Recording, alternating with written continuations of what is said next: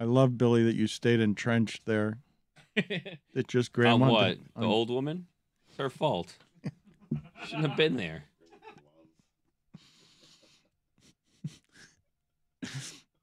I don't even know what that looks like, but it can't possibly live up to now what we've made it. What, the hot dog cannon? Yes. Oh, no, I think we've undersold it. It flies out of there. Amazing. It's 3.5 feet long. You don't even see the hot dog fly out of there. It looks like a bullet is leaving. I'm telling you, it's insane. Crazy. The visual of it in center field is fucking hilarious. It has to be compressed air that shoots it out that fast. I mean, you basically, I got hit and I was sent to the hospital by air and a hot dog. Embarrassing.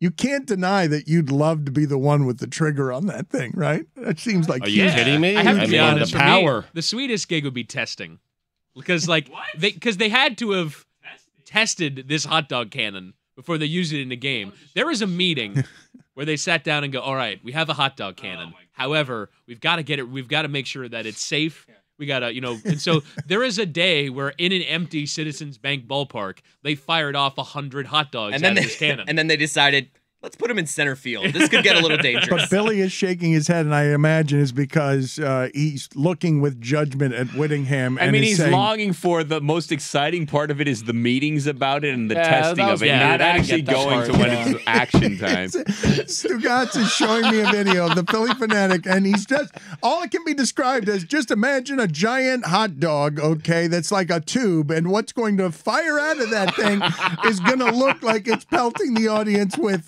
bullets. It is absolutely something that is, it looks at the angle and everything else like it is hell-bent on destruction.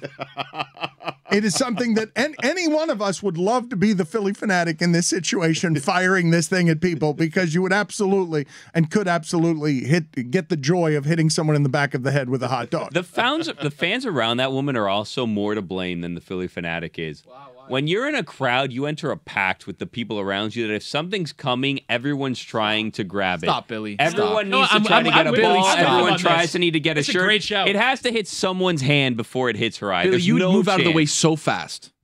What? You'd move out of the way No so way. fast. Free hot dog? What are you talking about? I A jump bat, in, a ball, I jump a into dog, scrums anything. trying to get it. When are dogs shot into Hot the crowd? dogs, you know what I mean. Oh. Rocket dogs. No, I jump into the scrum. I want to catch it. Whatever it is, I want to catch it. Billy has challenged the Philly Fanatic. It has been put out there. They could shoot herpes out of a cannon. I try to catch it.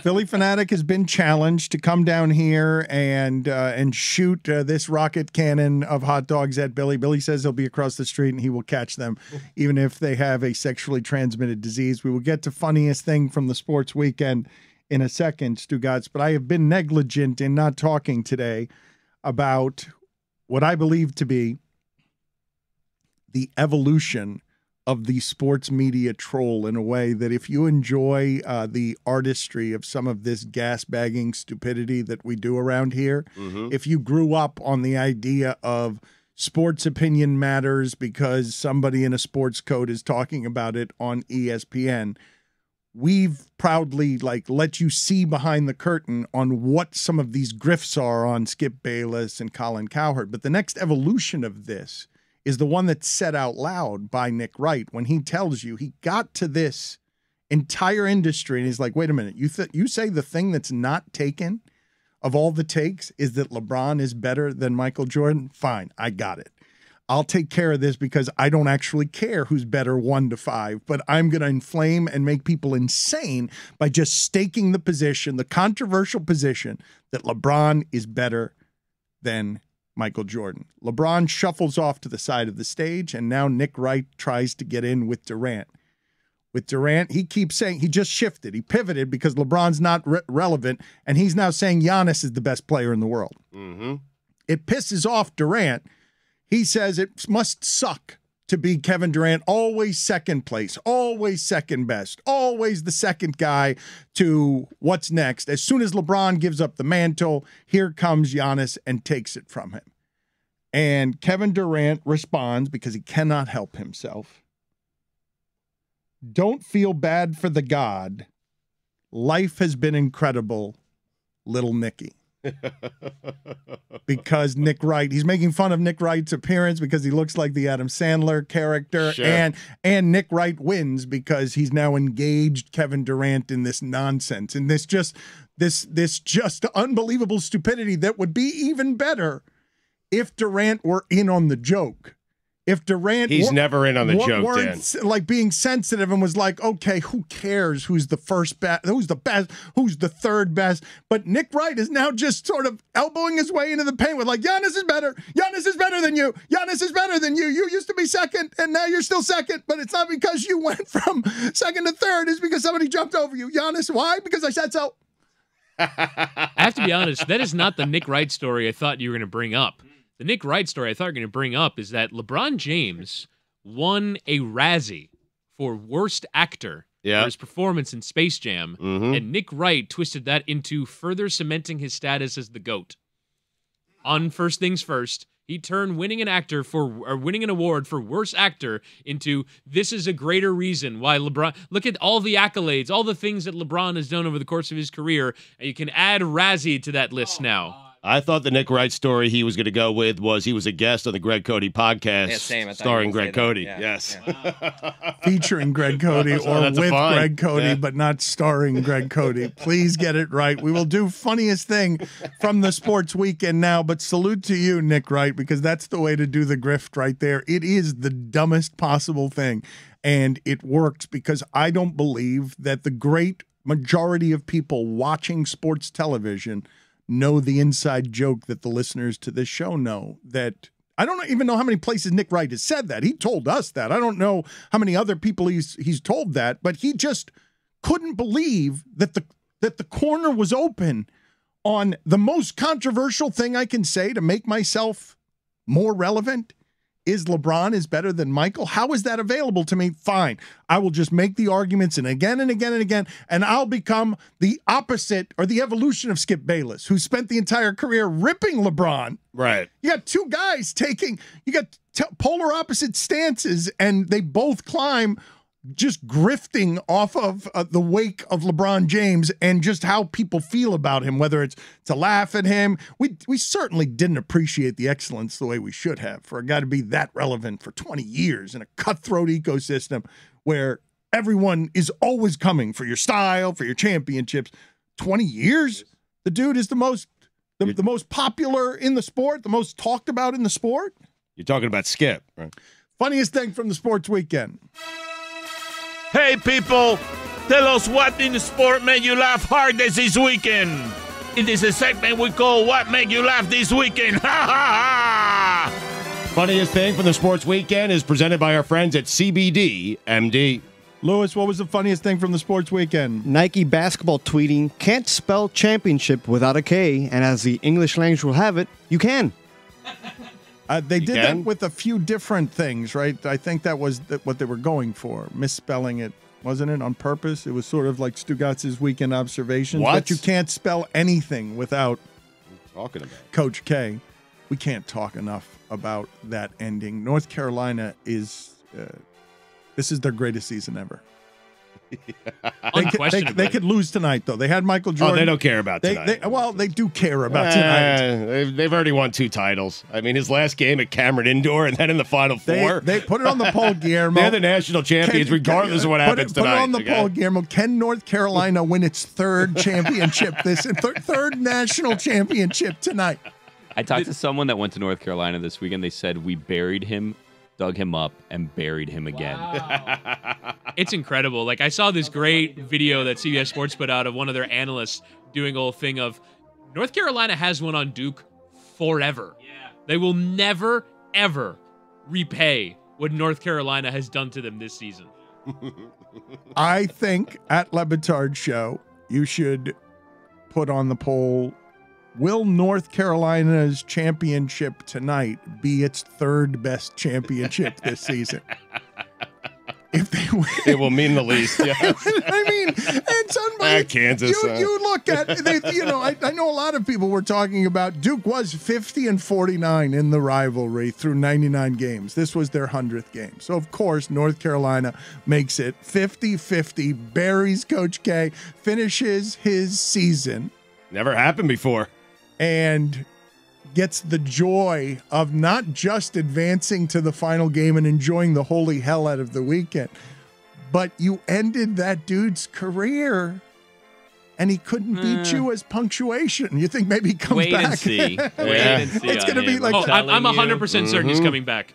Really? What? 100% certain he's coming back. Wait, next season, game one? Yeah. 100% certain he's coming back. He is not leaving. Who's like your this. source? Name your source. Mm-hmm. Name your source. You know what? I'm with Whitty on this. Not the 100%, but if you're Coach K, you got to be considering it right now. Like, told you this last week. Not like that. Not like that. But I had to see it happen. I had to see the game be the way that it was, Stugotz. Okay, you get the I told you so on I told you last week. I don't know that it's next year, though, Stugotz. Listen to this. Maybe a year or two? Yeah. Yeah. You let this next coach fail or get off to a rocky start, and then if you're Coach K, you start planning the things. Save you the start day. having the Right. itch, you know what I mean? And then a year and a Yes. half from now, boom, you're back. Showing up at Cameron indoor, he's watching the team lose. He's got a scowl on his face and They're kind of shaking plodding his head along. disappointingly. Right. They're like, 12 and 11, plodding along, and then Coach K comes, saves the day. They're a 5 seed. They make it all the way to the Final Four. I'm with you. Billy. Well, it's just to erase this. It doesn't even happen. It doesn't even matter what happens after this. It's just you can't end like that. You can't give. He comes back just for Carolina you have games. to Tom Brady. Yes, come back until you have a winning record against North Carolina. Like sign a new ambassador contract that allows you to just coach the North Carolina games until you win it. Until you have a winning record. I know. Yes. I'm not even joking. Like you can't have that be the ending. I'm not convinced Roy Williams wasn't trying to do a similar thing, and it all fell apart in front of his eyes. Like, because he was showing up at a lot of games, and you see a lot of Roy Williams, and it was kind of a disappointing season until it wasn't. Right. And now it's not going to work out for Roy Williams. He was a that little way. too happy, by the way, after they won that game, Guillermo, Yeah. put it on the poll. Are Oversold we it. still making Huberts? Because adding to the indignity is like, you got taken out at the end by Hubert. It wasn't even Roy Williams. It was someone named Hubert. It is weird Roy Williams still being at all these games. Like, is Coach K next year just going to be in the crowd in the 7th row? Yes. Like, why are you retiring if you still want to go to all the games? I get it. There's a lot of work that they do outside of that. But it's just like, Okay, it just that's the seems, part. it seems That's the odd. part. Recruiting. It Yeah, seems Weird odd. to yada yada, the all that work part. But it is odd to, like, retire. You're a big name coach. You retire, and then you still just hover over the program. I'm with Chris. Get a life. Like, take a year. Like, come visit in a couple years. It's weird. The Come year, once a year. The very next season, you're at every tournament game with your arms crossed, just evaluating. It's like, why'd you leave? You're still here. It's fair. He's Totally in the, he's fair. doing, like, there's like, I don't see Hubert Davis dancing on Twitter after. I see videos of Roy Right. Williams, and it's just like you're You go stealing his away shine. for a couple of years, you relax. When you come back, you look younger, and you have a massive Yes. tan. Yes. Yep, you're right. Yep. Gack. Guillermo, put it on the poll. Hey, Roy Williams, why'd you leave? You're still here. Yes or no? Tony, Yes or yes. Tony, what was the funniest thing from the sports weekend? Dan, as we know, ducks are free and you can take them at your leisure. The Aflac duck was sitting courtside for some reason at the HBCU All-Star game. Just sitting there, just hanging out, watching the You game. probably can't take that duck. Nah, I can take it. That's the richest duck in the world, right? It is, actually, yeah. Look it up. I think that's Phil Knight. Donald. This guy gets it. Put it on the poll, Guillermo. Who's the richest duck in the world? Donald or Phil Knight? Billy, what was the funniest thing from the sports weekend? Coach K saying it's not about me after they lost. Chris, what was the funniest thing from the sports weekend? This actually wasn't funny. I'm done with the Coach L jokes. I don't know who made it first. Everybody this weekend, it's not Coach L. He's not Coach K. He's Coach L. It's just like everybody's making it on Twitter. Done with that joke. That's not funny. That's my least funniest thing from the sports weekend. Do you have a funniest thing? Because that's a totally different show. That's the show segment that is least funny thing from the sports weekend. Charles Barkley dancing doing the YMCA. I loved right before the North Carolina Duke game, Charles was just like, couldn't pronounce the name of North Carolina's star player. And he's like, this is going to come down to, and he's like, what's that kid's name? What's that? Well, I just want a good game. I just want it to be competitive. That's what it's all about. I I love it. college basketball analyst. Whittingham, what was the funniest thing from the sports weekend? Stone Cold Steve Austin's attempt to stun Vince McMahon. So good. It was more Vince McMahon's fault. It couldn't stand up straight, but that's a spot they've blown multiple times, and they blew it again on Sunday. Everyone knows it's kind of like all fake. Like, you got to just, in that spot, let's take it again. Let's do it again. Take two. And then in the replay, they can just cut it. That was so bad. Like, did you live. see this thing? The show is live. Yeah, but they can do a retake. They need to do a retake They there. definitely can. But Sometimes they can yell cut. They need to yell cut there. That was really bad. Mike Ryan was there, and I can't believe that, A, he's still doing that as an adult. B, I can't believe that you're talking about a screw-up, and it wasn't Pat McAfee. Pat McAfee was amazing. He's just built for it. He's got whatever Incredible. it is Yeah. you need to have. The idea that he would be in a featured match, and they're going to make him a featured player. I mean, he's already been by crushing the broadcast game and that broadcast. He's already beloved by wrestling fans who can be unreasonable about Unbelievably territorial and like You better provincial be about you good. better be You like bet- one of us. and you better care about it the way we do, and you better respect. You better not make it a silly thing. For Pat McAfee to be not just, I don't know if I can call it headlining, but yeah, one of the headliners at WrestleMania, that's where his wrestling career would essentially begin in front of all those people. And then that the match would have him going to the top turnbuckle, doing a backflip off of the turnbuckle, then jumping back on the turnbuckle from the ground to suplex a dude, and then be a featured part of the story where Stone Cold Steve Austin ends up, what's his move? I don't even know. the Stone Cold Stunner. Stunner. Stone Come Cold on, Stunner. Dan, Spits the you beer gotta up know the Stone perfectly. Cold Spitting of the Stunner. beer was I mean, great. come Spitting on. of the beer was Oh, just like, He kept spitting right? it, Yeah, too, just dude. kept When you get to drink beers with Stone Cold Steve Austin, like if you're a wrestling fan at WrestleMania, that is like the pinnacle. Like it would be the pinnacle heaven, of my right? life, and I barely care about wrestling anymore. Seeing McAfee do that, though, it just made me think about what it'd be like if you did it. Yeah, I thought about that That was too. like where my mind went. I was like thought about picturing that, you at yeah. the top of the Yeah. turnbuckle, Yeah. like doing. No, but for real, how do you top this? Go to space. Wow. McAfee in Beat space. McAfee to space, Or Dan. AEW star.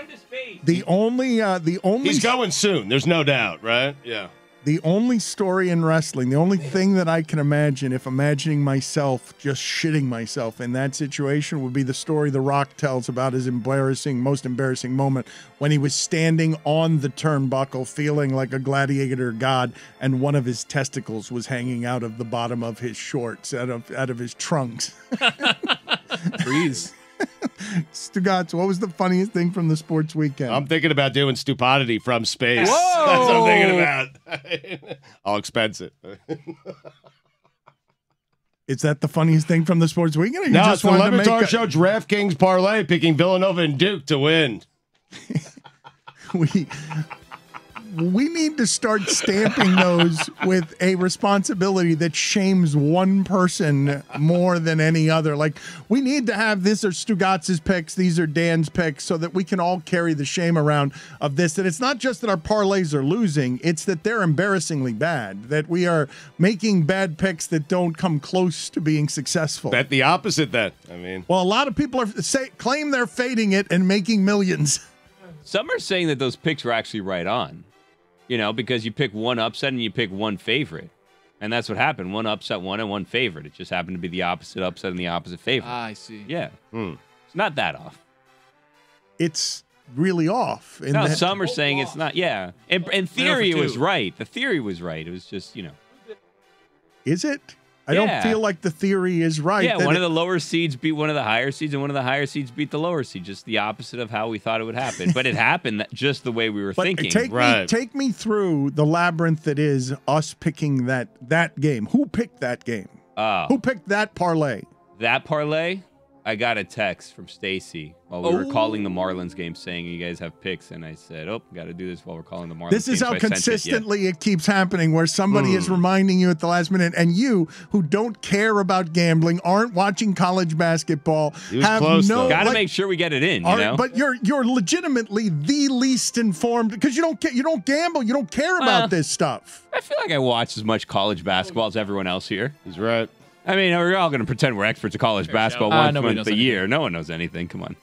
No one's watching these teams. You're telling me you watch Kansas and Villanova during the regular season? Please. Okay, very good. Glad your expertise. He's right. Did and you watch your a single second of Kansas or indifference. Villanova this year? Well, I because mean, my friend Boog Shambi calls the games, and I enjoy listening to. he always Boog gets the Shambi. watch Kansas on game, mute. right? Yeah. You watch games No, just to listen to Boog's voice? Call him on the phone. I listen to the craft of it. Well, I'm sure Whittingham does some of this. No, we know Whittingham does Billy, it. We're talking about you. Billy, if one of your friends was routinely calling games on television, you'd pop in and watch every now and again. No. You call games on television all the time. I've never seen you call anything. I never look for it. Well, Especially like 30 But I years into love your you. career too. Like Again, no. though, when we define friendship, I believe at the beginning of the show today, you and Tony had a dispute because a grift was wrapped in an Yeah. invitation, there and I was no was grift, telling though. you that that's not how to do friendship. Usually, you root for your friends, but in Yeah, but we're not friends. We're mortal enemies, Dan. Jesus, Billy. okay, very good. Evil cat, I told you. He cuts right to it, man. You guys really believe Dan listens to games for Boog's voice? Oh, no, I want There's the no chickens way. on that. No. You guys don't think that I would tune in to a Texas Tech basketball game because my friend is in Lubbock? I think you have done that. But I don't know about regularly. The Red Raiders. Boog is taking these double flights to bumblefuck America. Yeah. To watch these terrible basketball games. Big 12 country. Some of them in like during the pandemic in casinos. Like just trudging through America, lugging a suitcase filled with sadness. He has spent more time in Manhattan, Kansas than any single person I know. Every time I'm Than talking Bill to Snyder. him, every time he's driving around some dusty road to get to another basketball game. Yes, I will listen. I will stop my mute boycott. And I will listen to my friend call games because I enjoy when him and Fran Fraschilla go back and forth. Oh, Fran. Could there have been a better name? It's perfect. if like Digger Phelps was his co-coms? Are we still making Frans? Huh. What Who is are- Fran short for? Who are Francis? So he's Francis Fraschilla? Oh, I don't know. I I'm think I'd rather be assuming. Francis Fraschilla than Fran. My guess Easy is for me to that say. happens to people and he became Fran Fraschilla because it was just easier to say. Francis John Fraschilla. Fraschilla? Put it on the poll at LeBatard Show. What are we making less of these days? Huberts or Frans?